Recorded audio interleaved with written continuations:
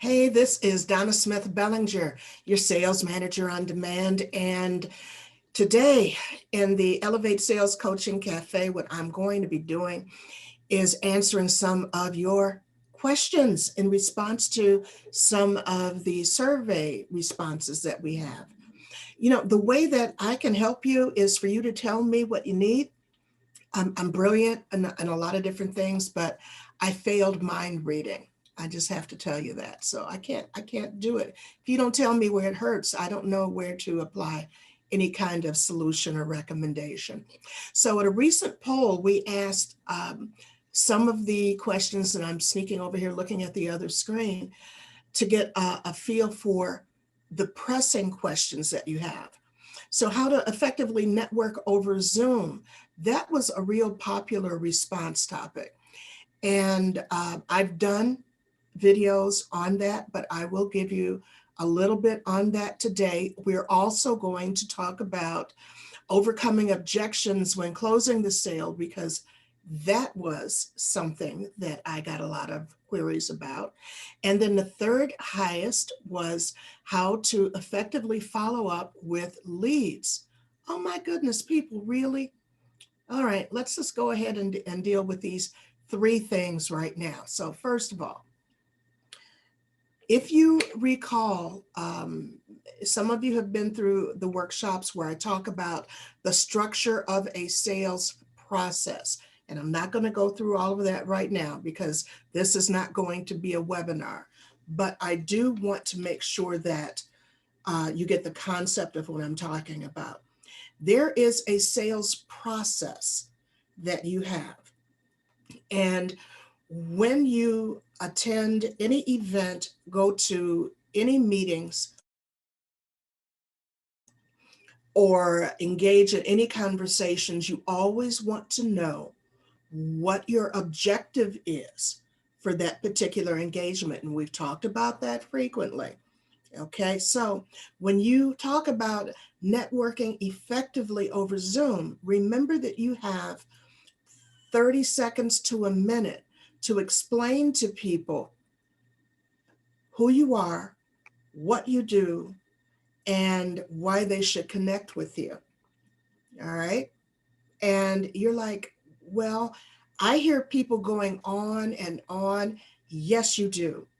You have heard people on Zoom say, this is who I am, and this is what I do. And then what I do with them is I do this, and I do this, and I do this, and I do this.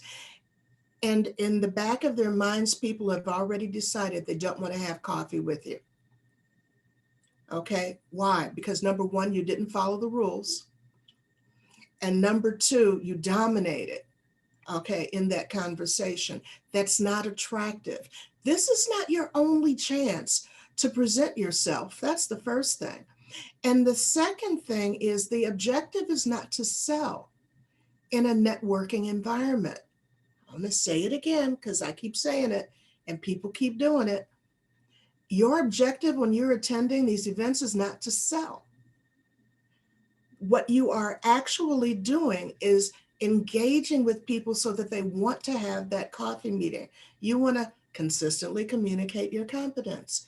So what does that look like? I would love for you all to record your current introductions, and we can really have fun doing some hot seats. I'll select somebody, and next week I'll upload a hot seat of me going through their networking introduction or something like that, because I want you all to play in this. This is your Donna Free. I want you to play in this. I want you to pick my brain. I want this to happen. So you've seen me in networking events. Hi, I'm Donna Smith Bellinger. I'm your sales manager on demand. I help people to get more clients, sell more to their existing clients, and increase referrals. Or if I'm talking to a group of larger businesses, I would say I help you to attract better talent and retain better talent, as well as attracting and retaining your clients. So I'm not saying the name of the company. I'm not saying I've got X number of years of experience. I'm not giving case studies. I'm saying this is what I do. This is who I am. This is what I do. And that's where I need you all to be. so that people do the thing that you've seen some people very good at eliciting this. How do you do that? Or that's interesting. Or how can we have another chat? All right. I was on a call last night, and the guy, he's brilliant. He had, I'm going to use this because I don't have a mask in front of me, but he sells printing. But his one thing that he was presenting was, I print, and he held up his mask, walking billboards. And there's no minimum.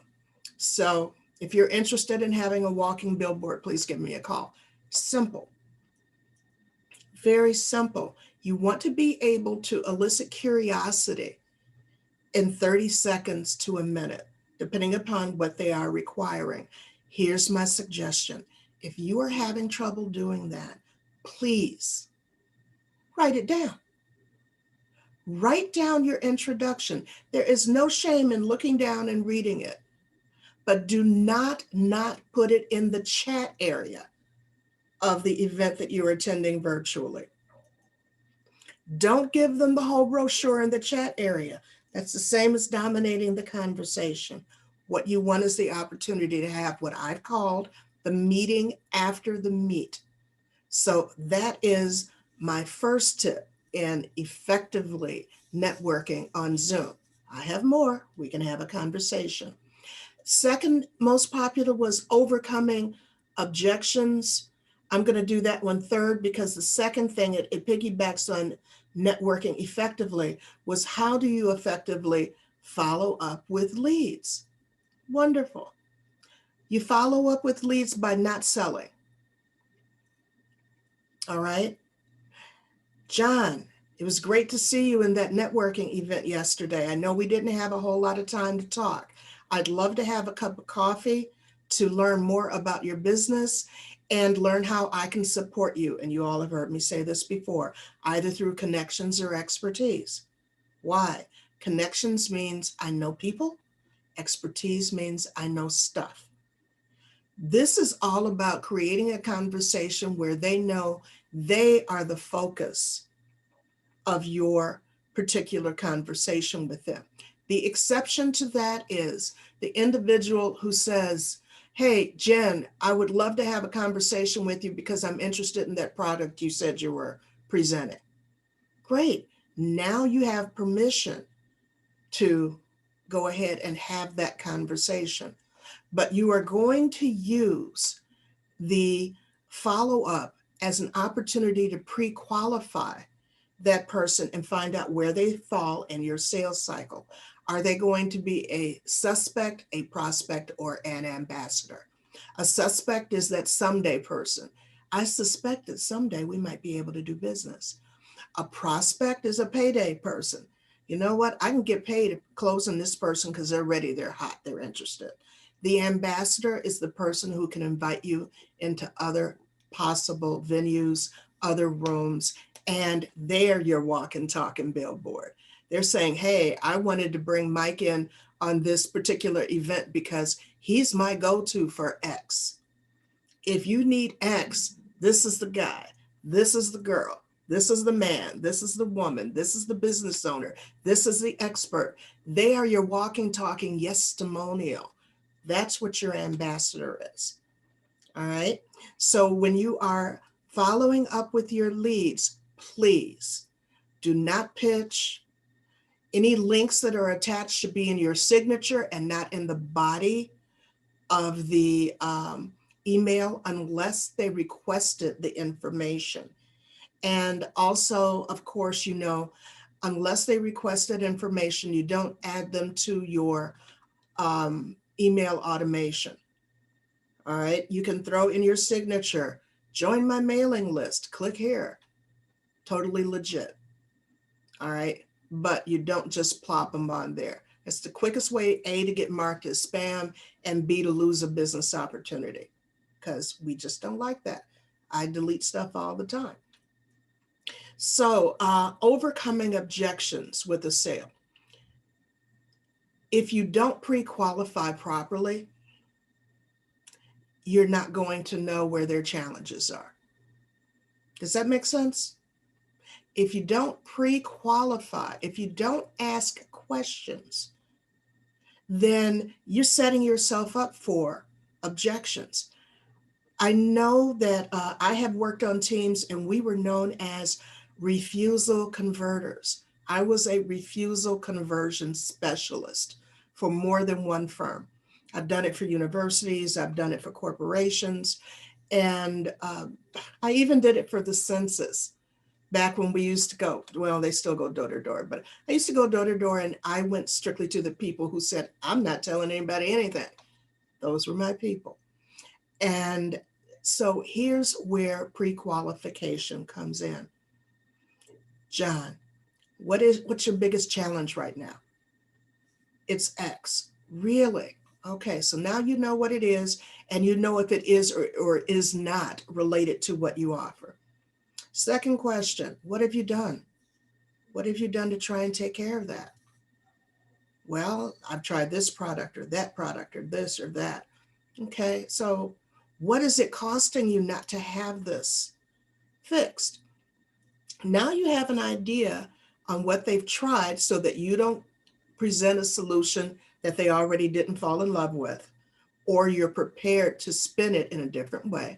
Second thing is you have an idea of whether or not they invest in their solutions or if they're looking for free stuff.